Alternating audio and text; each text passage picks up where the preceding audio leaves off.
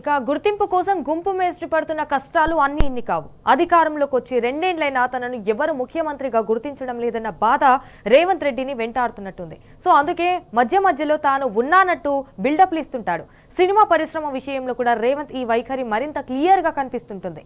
అప్పుడెప్పుడో అల్లు అర్జున్ నటించిన పుష్ప సినిమా విషయంలో జరిగిన రగడే అందుకు నిదర్శనం. ఆ సినిమా ఫంక్షన్ లో ముఖ్యమంత్రి అయిన తన పేరును గుర్తు పెట్టుకోలేదన్న అక్కసుతో సంధ్య థియేటర్ ఇష్యూను అప్పట్లో రాద్ధాంతం చేశాడు గుంపు మేస్త్రి.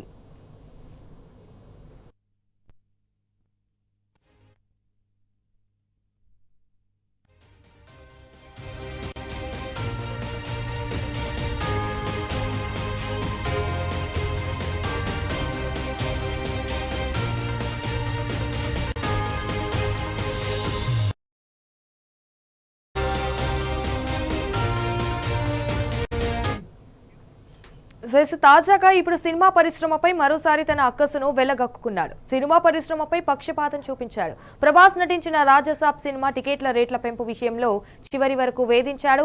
రాజసాబ్ టికెట్ రేట్ల పెంపుపై సినిమాటోగ్రఫీ మంత్రి కోమటిరెడ్డి వెంకటరెడ్డి అయితే తీవ్ర విముఖత చూపించాడు. కానీ అదే మెగాస్టార్ చిరంజీవి నటించిన మనశంకర వరప్రసాద్ సినిమా టికెట్ ధరల పెంపునకు మాత్రం అడిగిన వెంటనే అనుమతి ఇచ్చాడు. అది కూడా సినిమా విడుదలకు 2 రోజుల ముందే పర్మిషన్. అయితే మనశంకర ప్రీమియర్ షో టికెట్ ధరను 600గా, వారం రోజుల పాటు సింగిల్ స్క్రీన్లో 50 రూపాయలుగా, మల్టీప్లెక్స్ థియేటర్లలో 100 రూపాయలు పెంచుకునేలా అనుమతి